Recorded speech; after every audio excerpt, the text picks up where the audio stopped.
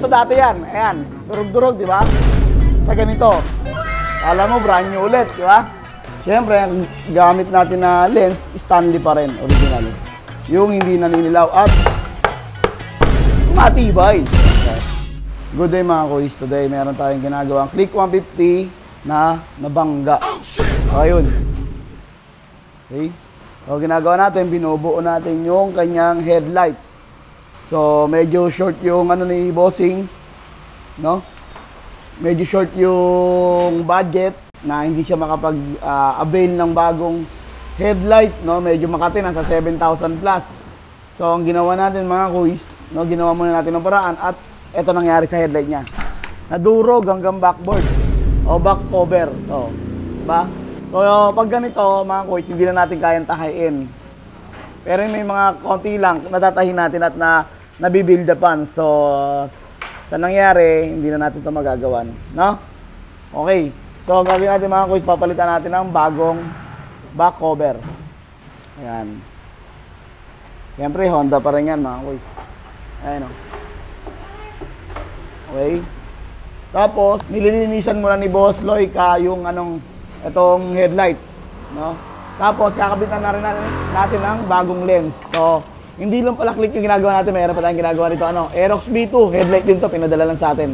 Para buuin. Ito yung kakabit natin headlight lens. Siyempre, may magtatanong kung magkano aabutin nito mga kuis. Para iwas na sa comment, panoorin nyo na lang. Umabot din to ng 3,000. Itong backboard, pati yung lens, kasama kabit. Yan. Siyempre, ang gamit natin na lens, Stanley pa rin, original. Alright? Yung hindi naninilaw at matibay, siyempre. So, panoorin nyo mga kuis habang binubuo ni Boss Loika yung headlight na itong Click 150 na nabangga.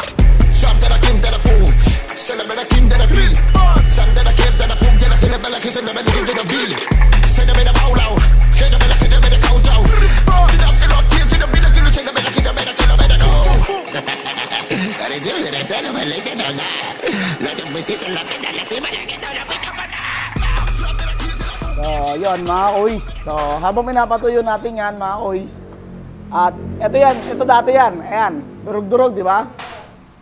Ganyan. So, sa ganito. Alam mo, brand new ulit, di ba? Dito lang yan, mga kuis, sa 10X Moto Service. Shop located at 7 Avenue, Corner D. Aquino. Habang pinapatuyo natin, para mas maganda yung pagkapit, lalagyan pa natin na itong tie down. Yan. Itatali pa natin yan para maganda yung pagkaka-press.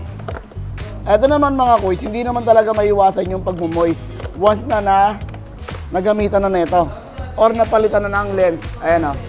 Para maganda yung pagkakapit. Ayan. Ang higpit niyan. Isa pa. Okay. Okay. Ayan o. Para maganda yung pagkakapress. Okay. Shop located at sa mga gusto magpagawa ng headlight lens nyo na mga nabasagan, nadurog. Shop located at 7 Avenue, Corner D. Aquino. At yun lamang po. Maraming salamat. God bless and life safe.